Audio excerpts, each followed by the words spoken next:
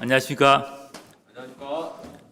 그 특성처럼 모든 것이 은혜인데 이 예배를 보게 된 것도 큰 은혜임을 깨닫습니다. 오늘 말씀은 죽기에 하듯 하라 말씀입니다. 말씀 유절은 3장 23절 말씀입니다. 다 같이 한 목소리로 읽어보시겠습니다. 시작. 무슨 일을 하든지 마음을 다하여 주게 하듯 하고 사람에게 하듯 하지 말라. 톨스토이는 인생 말년, 인생에서 가장 중요한 것이 무엇인가 세 가지 질문이라는 단편을 통해서 말했습니다. 한 왕이 인생에서 가장 중요한 세 가지, 즉 가장 중요한 때와 가장 중요한 사람과 가장 중요한 일이 무엇인가 깊은 의문에 빠졌습니다. 고민 끝에 깊은 산에 사는 지혜롭다는 현재를 찾아갔습니다. 그런데 현자는 왕의 질문에 대답하지 않고 밭고랑을 파고 있고 또 왕은 그를 도와서 같이 땅을 팔 수밖에 없었습니다. 하루 종일 땅만 파는 것에 화가 났지만은 지혜에 목마른 왕은 기다렸습니다. 그런 중 심하게 다친 사람을 만나는데 왕은 현자와 같이 그를 도와서 목숨을 살렸습니다. 깨어난 자는 자신은 왕에 대한 원한으로 죽이려고 장복했었는데 아무리 기다려도 왕은 나오지 않고 기다리다가 맹수에게 심한 상처를 입었는데 왕의 도움으로 살았다고 자백했습니다. 그는 자신을 구해준 왕을 용서했고 왕도 그를 용서하면서 왕은 가장 중요한 세 가지를 깨닫게 되었습니다. 인생에서 가장 중요한 때는 지금입니다. 과거는 바꿀 수 없고 미래는 아무도 모르지만은 지금은 내가 다룰 수 있는 유일한 시간이기 때문입니다. 가장 중요한 사람은 지금 함께하는 사람이고 또 가장 중요한 일은 지금 함께하는 사람에게 선을 행하는 것입니다. 오늘 말씀은 신자들이 지금 삶 속에서 어떻게 살아야 되는가 신앙생활의 원칙과 기준을 제시하는 말씀입니다. 말씀 중에서 우리가 신자로서 가정과 사회에서 지금 함께하는 사람에게 어떻게 선을 행할 것인가 배울 수 있기를 기도합니다. 1장 아내와 남편 18절 19절을 보십시오. 다 같이 한 목소리로 읽어보시겠습니다. 시작.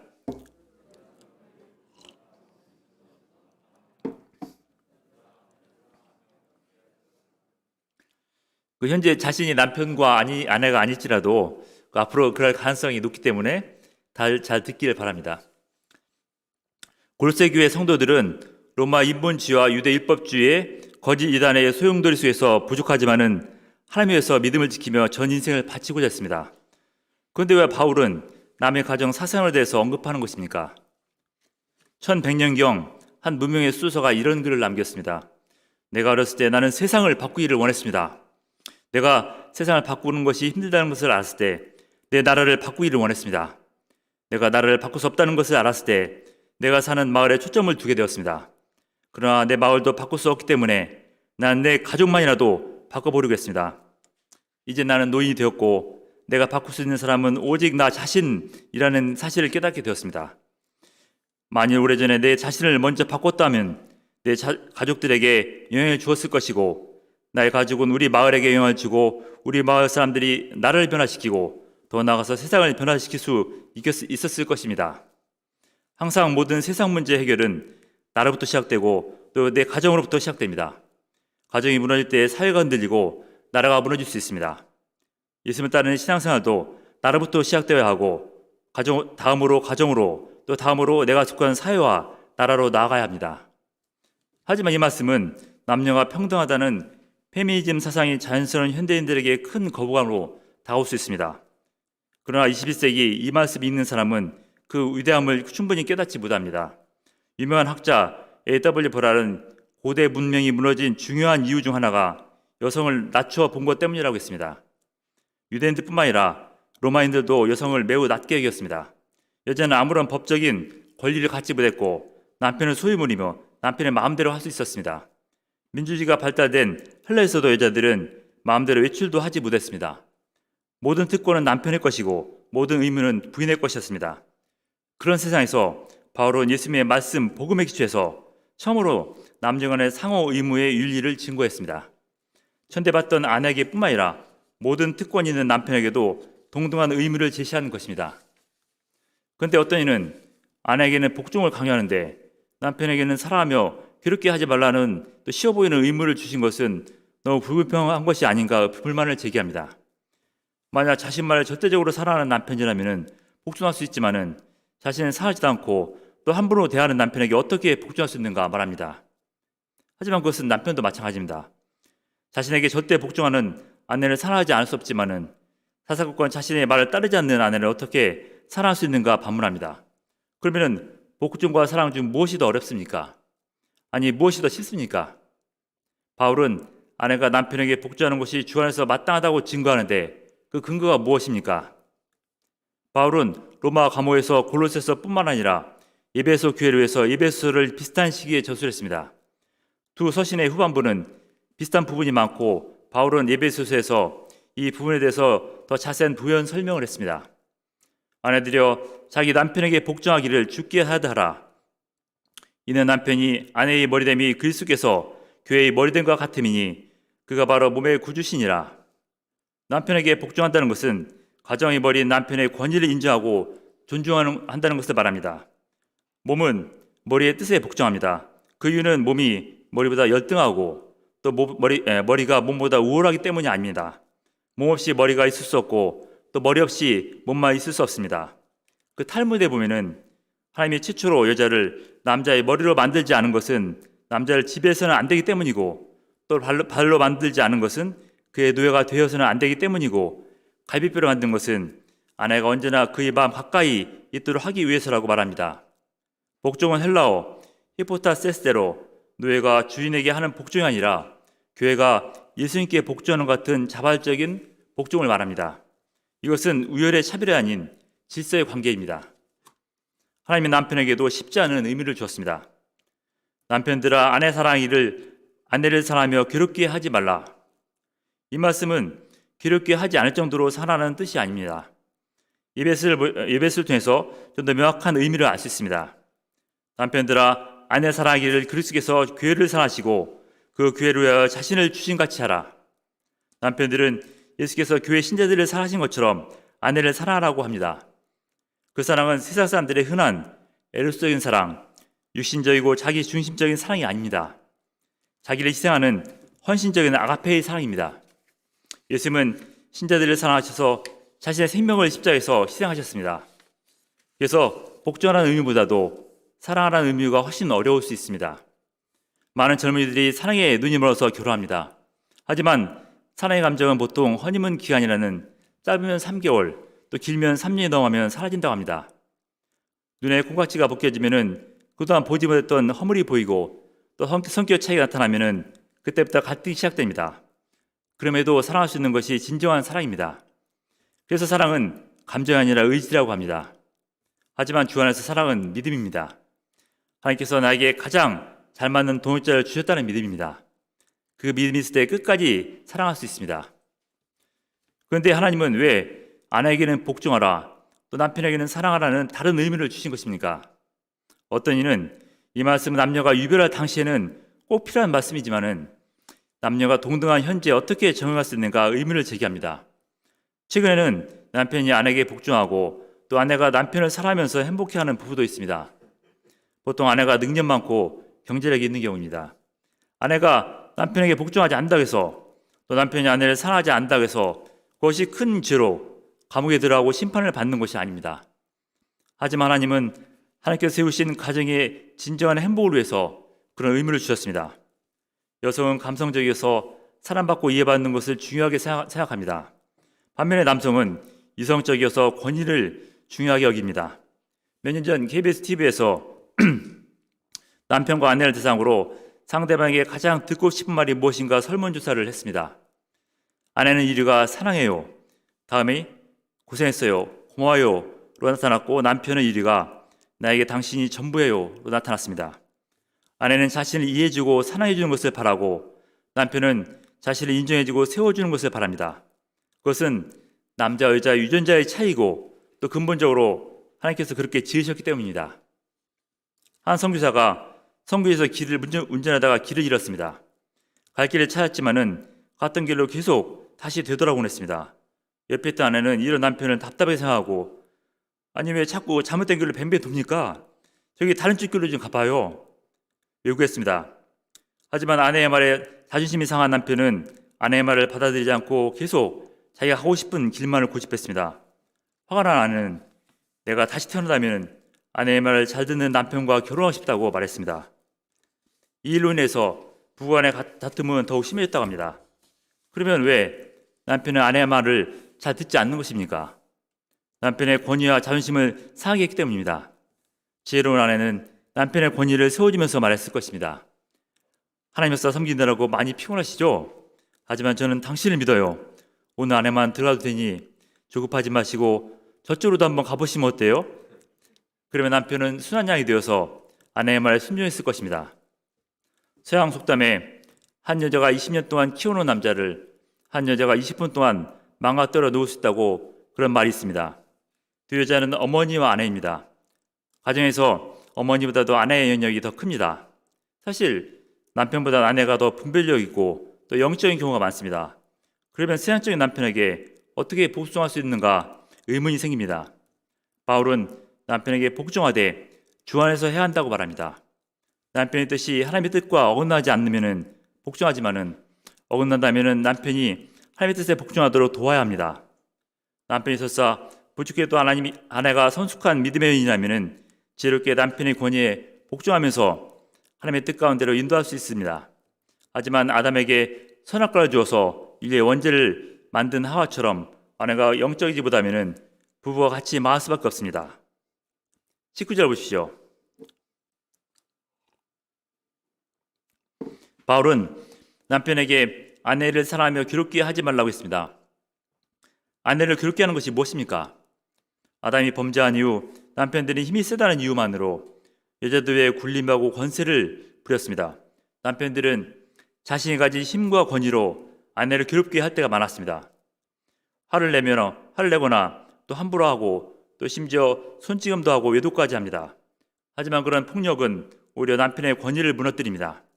성경은 예수님의 성도를 위한 사랑처럼 남편의 권위는 자기 희생적인 사랑을 통해서 이루어진다고 증거합니다. 남편이 설사 자신에게 복종하지 않는 아내라 할지라도 그 내면을 이해하려고 노력하고 또 오래 참는 사랑으로 감싸준다면 아내는 그 사랑의 감동에 자발적으로 남편의 권위에 복종할 것입니다. 남편과 아내가 주 안에서 사랑하고 복종할 때 가정이 행복해지고 자녀도 또 부모에게 순종할 수 있습니다. 아내가 자발적으로 남편에게 복종하고 또 남편이 아내의 기쁨으로 살아가는 가정교회가 설 때 교회가 회복되고 어두운 세상에서 하나님 나라가 회복될 수 있습니다. 2장 자녀와 부모 20절을 보시죠. 다 같이 한 목소리로 읽어보시겠습니다. 시작.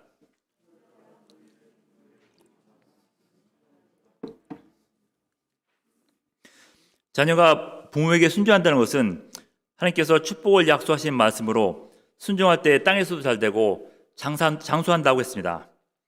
부모에게 순종하지 못하는 사람은 하나님에 대해서도 또 세상 질서에 대해서도 순종하기 어려워합니다. 하나님께서 부모를 통해서 나를 세상으로 보내셨는데 부모의 은혜를 모르면서 하나님의 은혜를 알 수 없습니다. 그런데 부족한 부모에게도 순종해야 합니까? 중요한 것은 주 안에서입니다. 창세기 홍수 심판이 끝나고 노아는 포도주를 마시고 안위와 정의의 죄에 빠져 벌거벗은 몸으로 드러누워 있었습니다. 그때 아버지의 추한 모습을 본 세 아들의 반응이 달랐습니다. 함은 형제들에게 아버지의 수치를 공개적으로 퍼뜨리며 허물을 지적했습니다. 하지만 셈과 야벳은 아버지의 허물을 보지 않고 뒤로 와서 옷을 덮어드렸습니다. 비록 아버지가 허물을 보였지만은 자신들을 세상의 극한 죄악소에서 지켜주시고 또 하나님께로 인도하신 은혜를 잊지 못했습니다. 어떤 부모는 죄악된 세상, 무한 경쟁 세상에서 살아남기 위해서 때로 자녀들에게 율법적이 되고 또 감정적이 되기도 합니다. 그런 부모에게 상처받은 자녀들은 순종하기 힘들어합니다. 하지만 왜 그렇게 할 수밖에 없는가? 부모 편에서 생각할 때 부모님을 이해하고 순종할 수 있습니다. 부모도 인간이기 때문에 죄의 세계에 넘어지기도 하지만은 자녀는 부모가 잘못해 준 것만을 생각하고 쓴뿌리를 품기보다 잘해주신 것을 생각하고 감사할 수 있어야 합니다. 이삭은 어릴 때 아버지로부터 도저히 잊을 수 없는 충격적인 사건을 겪었습니다. 하나님께 제사를 드려야 한다며 자신을 데리고 산에 올라가는데 갑자기 산 위에서 칼로 자신을 죽여 하나님께 번제물로 드리려는 것이었습니다. 이삭은 평생 이런 아버지의 사랑을 불신하며 반한심을 가질 수 있었습니다. 하지만 이삭은 그때 아버지가 하나님 말씀에 절대 순종해 가장 소중히 여기는 자신까지 바치려는 순종의 믿음을 깨달았습니다. 이삭은 아브라함의 믿음의 순종을 보고 자라며 자신도 아버지와 하나님께 순종하는 믿음의 사람으로 빚어질 수 있었습니다. 그런데 어떤 불신 부모가 하나님 믿지 말라, 기도하지 말라, 우상을 숭배하라 하며 악을 강요한다면 당연히 순종해서는 안 될 것입니다. 순종은 맹목적인 순종이 아니라 이때 순종하라는 것은 부모님보다도 먼저 주님께 순종하는 것을 말합니다. 만약 유기적인 효의 전통대로 부모님께 순종해 하나님을 떠난다면 같이 망하는 길을 가게 됩니다. 하지만 부모님께 불순종했어도 하나님께 순종하기 위해서라면 결국 부모님도 구원할 수 있는 길입니다. 그러면 아버지에게 주시는 의무가 무엇입니까? 21절 같이 읽어보시겠습니다. 21절 시작.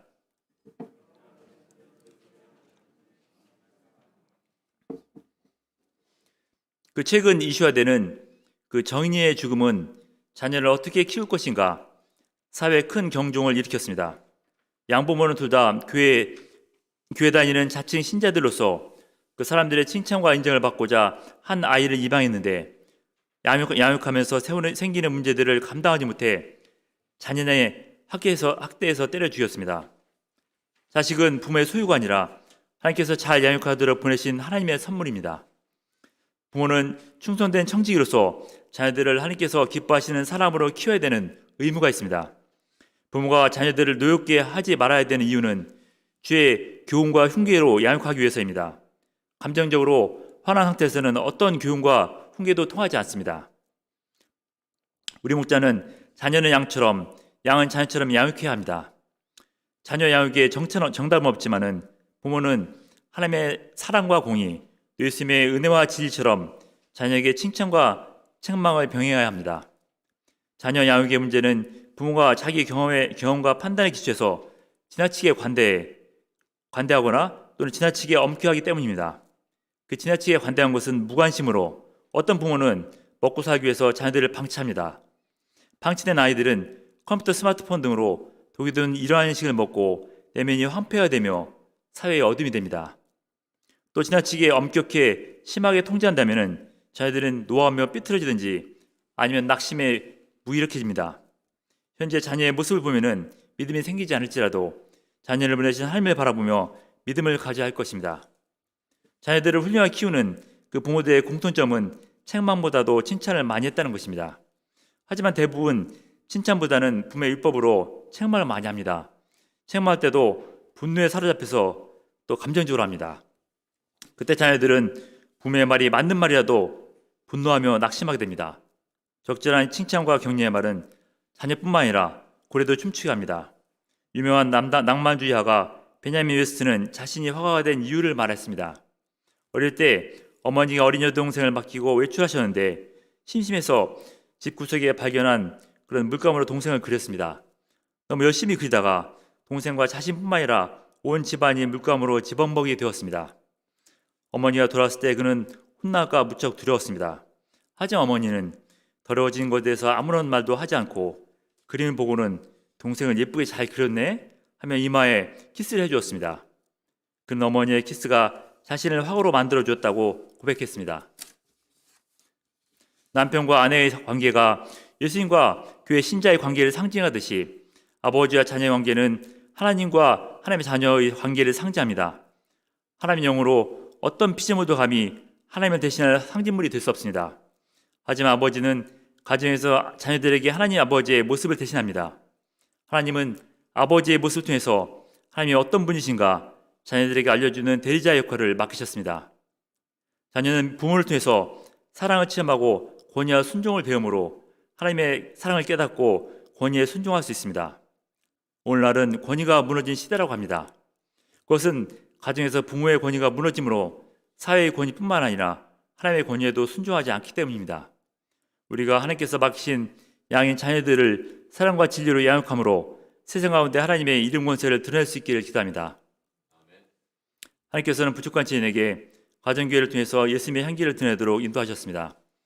20년 전 그 심각한 건강 문제 가운데 부족한 학과 성적으로 간신히 졸업한 저는 당시 병원에서 수련받는 신실한 동역자를 만나서 노후는 걱정 안 해도 될 것 같다 여기며 하나님께 감사했습니다. 20년 후 지금은 저 혼자 생계를 책임지지만은 하나님께서 역사에 헌신하는 동역자의 믿음을 축복하셔서 부족함 없이 잘 살도록 도와주었습니다. 동역자는 부족한 저를 남편이요 하나님의 종으로 인정하고 주 안에서 저의 뜻을 따르려고 노력하고 있습니다. 그러나 저는 온전히 사랑하지 못할 때가 많았습니다. 또 자녀들에게도 앞에서 본을 보이기보다도 힘든 세상 경쟁에서 살아남도록 뒤에서 푸시하며 책망할 때가 많았습니다. 불확실한 장래를 바라보며 조바심을 가지고 살았지만은 하나님께서는 현실의 한계 앞에서 말씀을 붙들고 기도하며 하나님의 뜻을 찾도록 인도하셨습니다. 제가 과거의 아쉬운 시간들을 돌이킬 수는 없지만은 지금 나와 함께하는 동역자와 자녀들을 예수님의 은혜와 사랑으로 진리로 사랑하며 또 인도할 수 있기를 기도합니다. 무엇보다도 매일 말씀에 기초해서 기도하면서 우리 가정 가운데 두신 예수님의 뜻을 찾고 순종하며 열매 맺는 가정이 될 수 있기를 기도합니다. 3장 종과 주인. 바울은 신자의 가정에서의 의무를 전한 후 이제 사회에서의 의무를 증거합니다. 사회에서 종과 주인의 상호 의무에 대해서 증거합니다. 로마에서 농업기구를 세 가지를 분류했는데 그것은 농기구 같은 도구와 가축과 그리고 노예였습니다. 노예는 우연히 말을 하게 된 가축으로 도구 이상의 대우를 받지 못했습니다. 물건처럼 사고 팔 수 있었고 또 결혼도 주인 허락해야 하고 또 낳은 아이도 주인 소유가 되고 일할 수 없는 노예들은 폐기 처분되어서 죽었습니다. 하지만 예수님 안에서 그들은 믿음으로 구원받고 하나님의 자녀가 되었습니다. 이제 종들도 주인처럼 하나님의 자녀로서의 의무와 또한 권리가 주어지게 된 것입니다. 인간은 죄를 짓고 하나님을 떠난 후 동물들처럼 힘이 지배하는 무리가 되었습니다. 하지만 예수님의 복음이 전파된 후 힘과 지혜에 관계없이 예수님을 인접한 누구나 하나님의 형상을 닮은 인간으로서의 존재를 회복하게 되었습니다. 22절, 3절을 보십시오. 다 같이 한 목소리로 읽어보시겠습니다. 시작. 종들아 내 육신의 상전들에게 순종하되 사람을 기쁘게 하는 자와 같이 도전에 강하지 말고 오직 주를 두려워하여 성실한 마음으로 하라. 무슨 일을 하든지 마음을 다하여 주께 하듯 하고 사람에게 하듯 하지 말라. 그런데 바울은 종들에게 자신의 권리를 찾기 위해서 반란을 일으키라고 하지 않고 그들이 섬기는 주인에게 순종하라고 말합니다. 그것도 이전처럼 꾀도부리지 않고 더욱 성실하게 섬기라고 말합니다. 바울이 상류계급의 바리새인이자 또 로마 시민권자라서 그런 겁니까? 아닙니다. 바울은 예수님을 인접한 후 예수님을 온전히 배우기 위해서 자신의 모든 세상적인 지위와 지식을 배설물로 버렸고 지금 복음을 전하다가 감옥에 갇힌 신세였습니다. 그러나 바울은 자신의 인맥을 이용해서 감옥에서 탈출하지 않고 감옥 안에서 간수들에게 복음을 전하고 또 편지로 교회 신자들을 도왔습니다. 물론 그도 감옥에서 사슬에 매인 것이 안타까웠지만은 어디에 있든지 주류에서 살고자 했습니다. 현재 그가 있는 그곳에서 사명을 감당하는 것이 예수님의 뜻임을 깨닫게 되었습니다. 나의 간절한 기대와 소망을 따라서 아무 일에든지 부끄러워하지 아니하고 지금도 전과 같이 온전히 담대하여 살든지 죽든지 내 몸에서 그리스도가 존귀하게 되게 하려 하나니. 빌립보서 1장 20절입니다. 그는 주님의 뜻에 순종해서 감옥 안에서 당시 엘리트들인 로마 산수들에게 복음을 전함으로 로마 복음화의 기초를 놓을 수 있었고 또 교회에 보내는 편지를 통해서 기독교 신앙의 기초를 놓을 수 있었습니다. 바울은 종이든 주인이든 무슨 일 하든지 그들이 있는 곳에서 예수님의 향기를 내는 그런 그리스도인이 되라고 말하고 있습니다. 그것은 죽게 하듯 일하는 것입니다. 당시 종들은 예수를 믿든 안 믿든 주인의 말을 따를 수밖에 없습니다. 믿지 않는 종들은 가축처럼 주인이 시키는 일만 대충 하면 됩니다. 하지만 신자는 주인이 보든 안 보든 또 주인이 신자든 불신자든 순종하며 죽게 하듯 성실하게 일해야 합니다. 왜냐하면 육신의 주인 위해서 일하는 것이 아니라 우리 생명의 진정한 주인은 하나님을 위해서 일을 하기 때문입니다. 우리는 종이든 주인이든 아내든 남편이든 우리가 어떤 형편에 있든지 하나님 앞에서 하나님 영광에서 살아야 합니다. 무슨 일 하든지 하나님께서 보신다는 생각을 가지고 하나님이 기쁘시기 위해서 해야 합니다. 그것이 하나님의 자녀로서의 인생의 존재의 의미이고 또 목적입니다. 종이 주인에게 순종하는 것은 평생 종으로 살다 죽으라는 운명주의가 아닙니다. 하나님의 뜻이 있고 또 하나님의 때가 되면은 더 높은 곳에서 쓰임 받을 수 있고, 또 마틴 루터처럼 사회의 거짓에 대항하는 용사로 쓰임 받을 수 있습니다. 하지만 그렇지 않으면은 하나님께서 세우신 세상 질서 가운데 지금 어디에 있든지 그리스도인으로 죽게 하듯 하나님 영광에서 살아야 합니다. 많은 이들이 직장에서 일을 하면서도 마음에 들지 않는 일로 인해서, 또 마음에 들지 않는 직장으로 인해서 불평하며 상사에게도 순종하지 않고 또 일도 제대로 하지 않습니다. 하지만 신자에게 직장은 생계의 수단을 넘어서 연단받으며 예수님을 배우는 곳이고 또 예수님의 향기를 드러내는 곳입니다.